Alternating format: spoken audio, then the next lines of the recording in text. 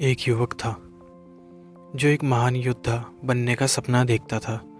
वह हर दिन dedication and discipline के साथ ट्रेनिंग लेता था। एक सुबह उसने खुद को साबित करने के लिए एक अविश्वसनीय अवसर के बारे में सुना।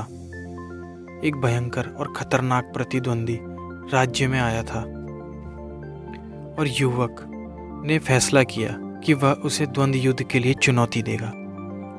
द्वंद्व युद्ध का दिन आया और युवक उत्सुक और कॉन्फिडेंट युद्ध के मैदान में चला गया।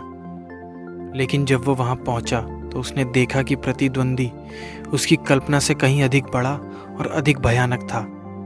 उसे डर लगा, लेकिन उसने खुद से कहा, मैं ये कर सकता हूँ, मैंने इसी पल के लिए ट्रेनिंग ली है। द्वंद्व युद्ध शुरू हुआ और तुरंत युवक ने संघर्ष किया। उसका प्रतिद्वंदी अधिक मजबूत और तेज था।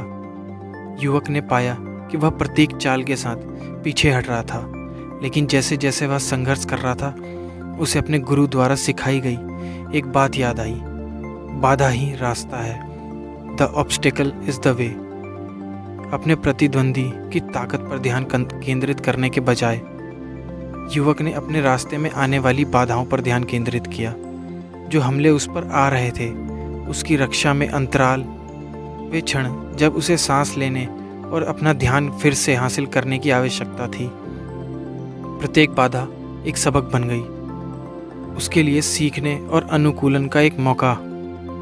जैसे जैसे लड़ाई आगे बढ़ी, युवक ने अपने प्रतिद्वंदी की चालों का अनुमान लगाना शुरू कर दिया।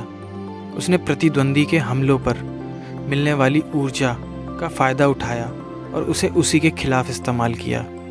उसने अपना ध्यान हार के डर से हटाकर अपने सामने मौजूद चुनौती को स्वीकार कर लिया। आखिरकार दृढ़ता और जागरूकता के माध्यम से युवक द्वंद्व युद्ध जीतते हुए एक महत्वपूर्ण प्रहार करने में सक्षम हुआ।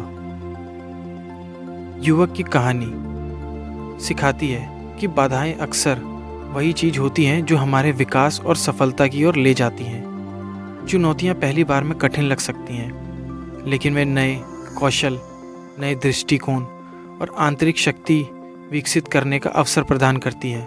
द की इज़, बाधाओं को टालने या डरने वाली चीज़ों के रूप में देखना बंद करें और इसके बजाय उन्हें सफलता के मार्ग के रूप में देखें।